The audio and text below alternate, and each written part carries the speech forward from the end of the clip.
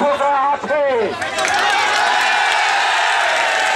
আজকে তোমরা খুবই ন্যায্য দাবি নিয়ে তোমরা রাজপথে নেমেছ। তোমাদের দাবি ছিল কোটা সংস্কার নিয়ে, তোমাদের দাবি ছিল বৈষম্যের বিরুদ্ধে, তোমাদের দাবি ছিল হলে হলে সরকারের যে শাসক সংগঠনের ছাত্রলীগ তোমাদের উপর অন্যায়ভাবে নির্যাতন করে তার বিরুদ্ধে তোমাদের দাবি ছিল। তোমাদের হলে যেন প্রত্যেকের ঠিক হয়, শিক্ষা শেষে প্রত্যেকের যেন চাকরি হয়, এই দাবি নিয়ে তোমরা দাঁড়িয়েছিলে।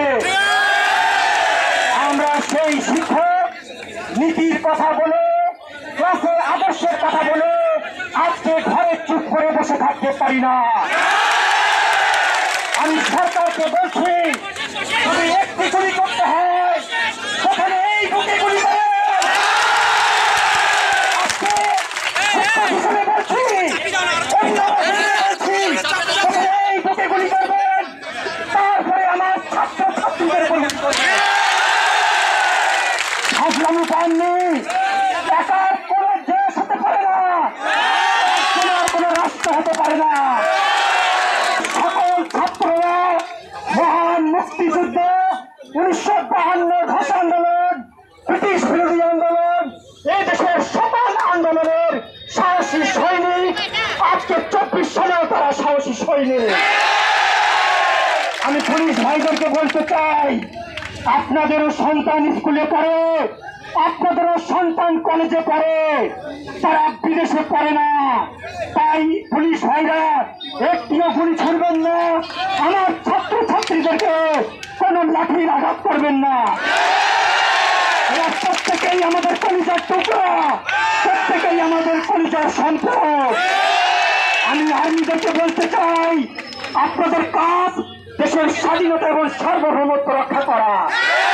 এই স্বাধীনতা এবং সার্বভৌমত্ব রক্ষা করার জন্য আপনারা মহান মুক্তিযুদ্ধের কথা চিন্তা করে, দেশের জনগণের কথা চিন্তা করে আজকে এই দেশের সাধারণ ছাত্রদের পাশে আমরা যেভাবে দেশবাসী দাঁড়িয়েছি, আপনারাও দাঁড়াবেন। এদের সমবয়সী আমারও সন্তান আছে, সে বিশ্ববিদ্যালয়ে লেখাপড়া করে। আজকে যখন এরা রাজপথে দাঁড়িয়েছে, আমার সন্তানও সেই ঢাকার রাজপথে, ঢাকার শহীদ মিনারে, ঢাকার শাহবাগে ছাত্রদের অধিকার আদায়ের কথা বলছে। আমি অভিভাবক হিসাবে আমার সন্তানকে ঘরে রাখতে পারি না। আমি অভিভাবক হিসাবে আমাদের এই সন্তানদের উপর কোনো আঘাত আসুক, কোনো ষড়যন্ত্র হোক, সেইটাও মেনে নিতে পারি না। তাই আজকে অভিভাবক হিসাবে আমি আজকে এই সন্তানদের পাশে দাঁড়িয়েছি। 1971-এর মুক্তিযুদ্ধের কথা বলে চেতনার ধ্বজাধারী সরকার আমাদের ছাত্র সমাজের উপর, আমাদের সন্তানদের উপর নির্বিচারে যে গুলি চালিয়েছে, পাখির মতো হত্যা করেছে, তার তীব্র নিন্দা জ্ঞাপন করি।